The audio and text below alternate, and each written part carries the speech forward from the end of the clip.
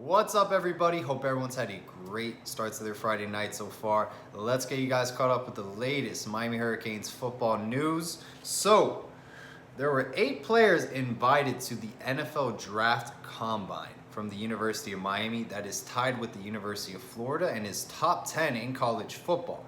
The University of Miami had one more player invited than Clemson and Oregon. So that's pretty impressive. There's talent on this football team. I don't think talent is the issue. I don't think athleticism, speed, skill set, whatever you want to call it. I think we have the players to get the job done. I truly do think it's coaching. And hopefully, we do have a much better staff offensively. This upcoming season, we have a lot of upgrades. So hopefully, offensively we can get it done. I think the magic number is 35 points per game. Remember, we've only lost one game when we score over 30 points, and that was against Virginia Tech this past season. So, hey, it's going to be very interesting to see how Miami adapts to a air raid offense. Once again, guys, the backbone of our offense is our offensive line, and we will only go as far as our offensive line takes us. So it's going to be interesting to see what happens with this offense moving forward. Now, regarding that one spot left in the National Signing Day, class of 2020, whatever you want to call it, the transfer portal class. LSU offensive lineman Donovan Campbell, who has 1 year of eligibility left, Miami is targeting him. So look out for that name. Definitely monitor that situation. I know Tariq Black will be deciding on which schools to visit after he graduates in the summertime, I believe. So definitely look out, man. But Coach Manny Diaz did say offensive line was the priority. So definitely monitor that situation. But Donovan Campbell is being targeted by Miami. All right, wanted to talk about real quick because the name did come up the other day. Willie Moist, defensive tackle out of Chaminade Madonna. Right now, I think he is academically ineligible to enroll into Miami, so he will be taking the junior college route, according to Kane Sport Gary Furman. So Miami is in his plans in the near future, so possibly maybe next year he will come in as a junior college player. So definitely look out for Willie Moist in the future, but as of right now, I do not believe he can enroll due to academics. All right, so wanted to get you guys caught up with spring practice. It is starting February 29th, 22 days away. Manny Diaz, towards the end of his press conference, stated list of names who will not be participating in spring practice at all. Those names are Bradley Jennings from a hip injury, Brevin Jordan from the foot injury he encountered during the season.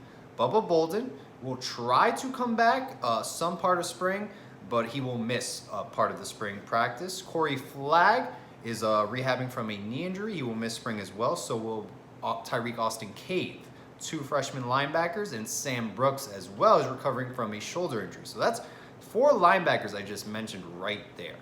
And Don Chaney suffered a shoulder injury in the All-American game he participated in.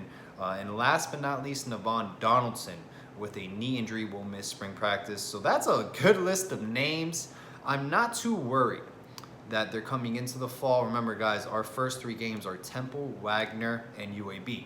Now, no doubt we did lose to Louisiana Tech and FIU, but I truly think we're going to get it changed 180 where we can at least beat mediocre opponents. We have a good offensive coordinator who's going to bring in, I think, an offensive system that is finally going to cater to our skill set, to our players, our athletes on this Miami Hurricanes football team. So I'm not worried about that.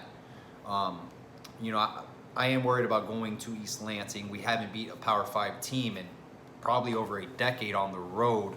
That's not in the ACC. So I am worried about that game in particular, but that's a ways away.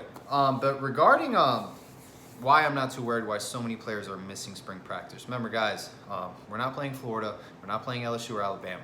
We're gonna have a lot of time for a lot of our guys to get reps. So if Brevin Jordan, Bubba Bolden, Sam Brooks, they miss the entire spring practice, they come back in the fall.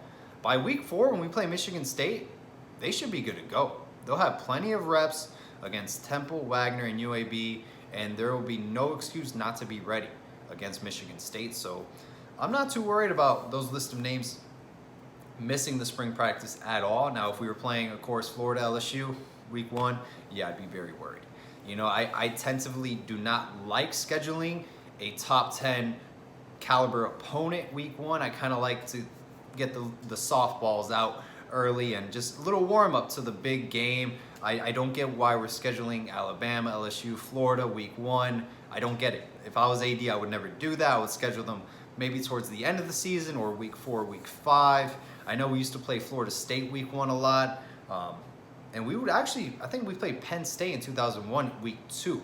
But why the first week? I never understood that. But I just think it just never works out our way in particular, or it works out towards a team that has a lot of veteran players. And you may not play your best game week 1 compared to week 8, week 9, or week 12. So that's all I got right now, guys. Just a quick little update. Hope everyone has a great rest of their weekend, and go Canes.